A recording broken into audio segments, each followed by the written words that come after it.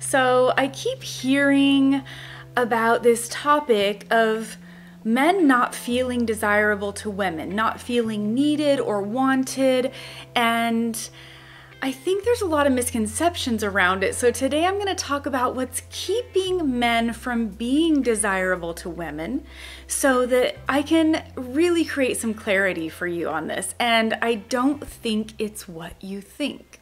For those of you who are new here, I'm Ketra Thompson, and I'm a certified master hypnotist and a life recovery coach specializing in relationships. So what I do is I help my clients go back on a subconscious level to reframe their core beliefs that are driving their unwanted behaviors, that are driving their inability to connect, and helping you reframe that in a way that allows you to create a ton of momentum moving forward. So if you'd like to learn more, or if you'd like to set up a totally free complimentary consultation call to get some clarity, check out the link in the description below. You can set all of that up there. And I'd like to remind you, I really appreciate it when you click like and subscribe so you can be notified every time I post a new video. So first, let's just look at what society says that men should be, right? I know that everyone's an individual, but I have to look at this from sort of a big picture point of view because I'm not talking to an individual. So what society says that men should be is masculine and tough, right? That they should make lots of money and that they should be really powerful. And it's a lie. It's an absolute lie. It's perpetuated by a long history of toxic masculinity, really, but not all masculinity is wrong or bad. But we've lived in this culture where men have been separated from their families now for so long that there's become a disconnect. There was a time, once upon a time, where men spent the majority of the day with their wife and their children, especially on a farm type setting. They didn't leave and go to some factory and work in some business office or place all day like they do now. So over all of the time of the Industrial Revolution, we've really had this disconnect from men and the community around them, especially their closest, tightest knit community, which is their immediate family. So the truth is that really high value women today don't want this powerful, super rich type of guy who's just stoic and doesn't show any emotion or anything. That's not what they're looking for. In this day and age, women can pay for their own things for the most part. And that's a good thing because it's actually calling men to a place where they once were, once upon a time, that they haven't been in a long time, but it's more authentic to who they are. Women can pay for the things that they want to purchase, but they can't pay for things like emotional connection. They can't pay for emotional availability, and they can't pay for the security of knowing that they can trust you. Those are things money can't buy, and it's what women are looking for. So first I want to start with talking about the things that might be keeping you from embodying the real healthy masculine version of you. So one of the biggest things in our society right now is porn addiction. Porn addiction creates so much insecurity in the man that's consuming it. And it also statistically creates so much insecurity in the women that they are in relationship with. It creates a divide, it is distance making, and on top of it, we've got just the science alone behind it that shows that it rapidly rewires the ability of a man to see a woman with a sense of humanity. He starts to see her the same as he'd see an object, like a table or a chair, which is destroying the fabric of connection for men all over. And it's also becoming an issue for women too. So not only that, but it creates a lot of sexual dysfunction. Men who consume a lot of porn no longer perform sexually the same way. They have performance anxiety, and a lot of other issues that go along with that. I'm seeing it in my own practice. A lot of men are having this struggle, and it's because of years of porn consumption. So not only does the porn make them feel less confident and less outgoing, which means they're less able to connect with women, but it's also really hitting their confidence as far as performance goes, because they can no longer perform like they used to. So that's a really big deal. Now, it might not apply to you, but it is something I need to mention in this because it's so prevalent. The second thing that could be blocking you from being really what a woman absolutely wants and desires is your inability to receive love. You might be able to buy nice things and express love and affection to a woman, or maybe not, but your inability to receive it back stops this from being a two-way street. Love and connection needs to be given and received fluidly. And when you cannot accept a compliment, when you cannot accept the nurturing love that a woman has to give, you're shutting her off from part of her that she really wants and needs to embrace, this nurturing side of her. And so you could be stopping the progress of deep connection just by your inability to receive love. Now, a lot of that comes from programming when you're young, and I'm going to dive into that in just a minute. The other thing that could really be keeping you from being desirable to women is this toxic belief that keeps you isolated and unsupported. And it's been a thing where since we've separated men from the family life and from community, they don't have any support. Most men don't have even one single best friend that they say they can confide in. That is shocking. And the suicide rate for men is astronomical compared to women, and a lot of the research is showing that that goes back to the fact that they don't have community. They don't have support. When things aren't going well in their life, they don't have anyone to turn to. And when you do that, when you isolate yourself and you keep yourself from being supported, not only are you not growing, but all of that tension and anxiety is being stored up in you, which does not make you desirable to women. Now, society really conditions men to be the tough guy, to not cry, to not show emotion, to not connect, to not let anyone in, to not let anyone know when you're struggling.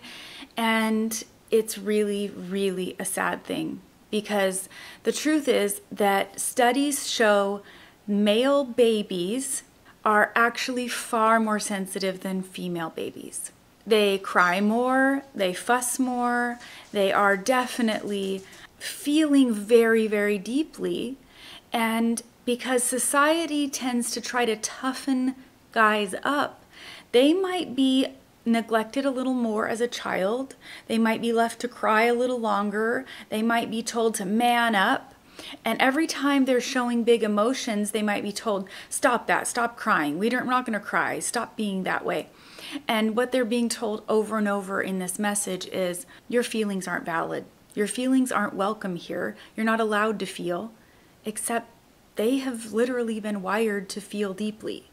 So oftentimes that causes men to throw up this protective wall quicker than it would a woman, because they are hurting so deeply. And that protective wall is actually keeping them from enjoying their life and having the deep, authentic connections that they really want and need and deserve. So let's talk a little bit about some things you can do today. First, you can stop watching porn, and you can start consuming information about emotional intelligence. Read a book. Actually reading a book and learning something new makes you very attractive to the opposite sex.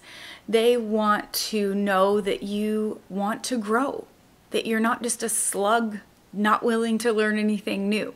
So it makes you really attractive to them, but it also opens you up to learning some new skills that you were probably never taught, and that's not your fault.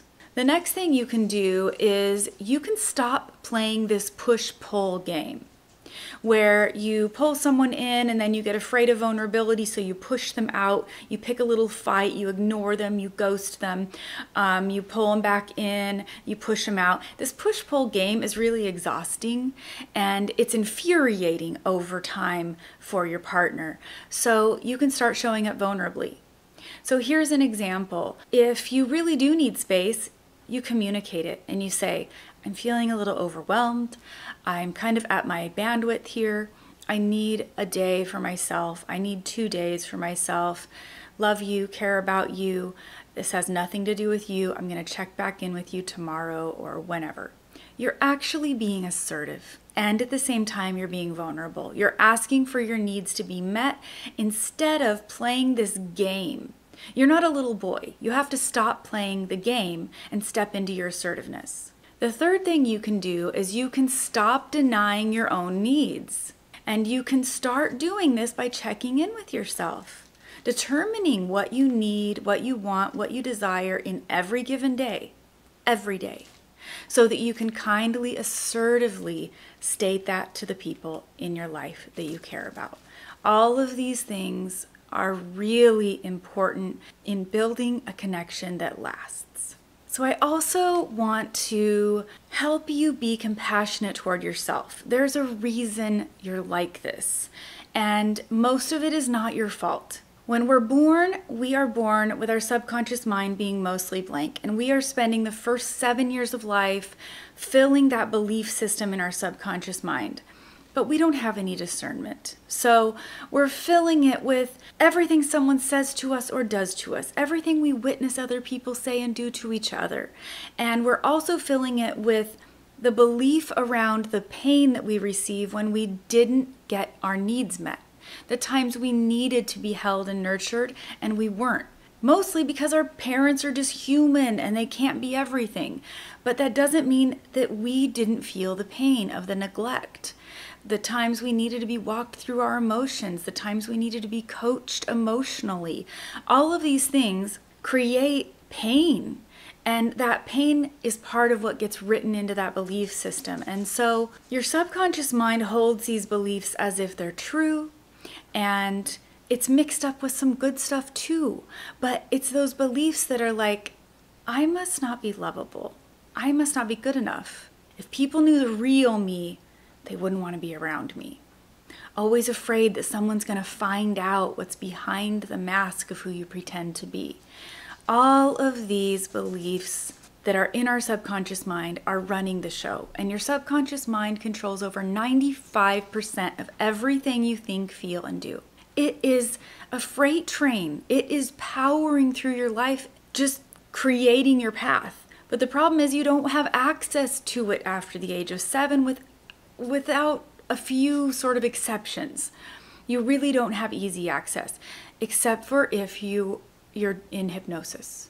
When you're in hypnosis, we have access to the subconscious mind, so we can reframe those beliefs and actually create the truth behind it, the truth about who you are, so you can confidently step into the world, so that you can be assertive in a kind way, so that other people's accusations or criticisms of you don't define who you are and don't totally derail you.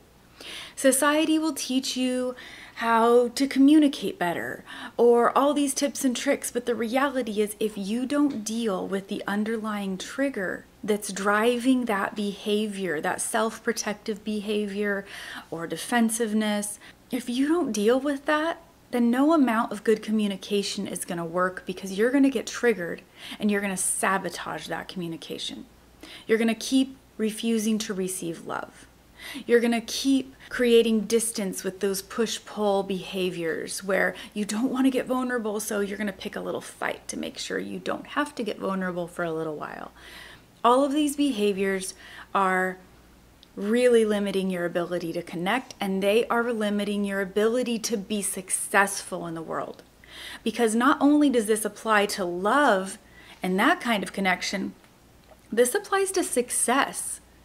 When you're out in the world and other people's opinions define who you are and you're constantly wearing a mask playing fake, it does not work well for you in success. It does not create the level of trust or confidence that you need to move forward into the places you want to move in life. So the subconscious mind is, in my opinion, of course, the most effective way to start healing this process and gain a huge amount of momentum so you can move forward into the life that you want and the love that you want. But again, the 3 steps you can take today are: you can stop consuming porn and you can start consuming material about emotional intelligence. You can stop playing the push-pull game and you can actually show up vulnerably. You can stop denying your own needs and start being kindly assertive. So, if you'd like more help on this, please don't hesitate to set up that consultation call. It's totally free, and at the very least, if we're not a good fit to work together, you will come away from that call having a tremendous amount of clarity about what's going on. So, until next time, I hope you curate a life by your own design.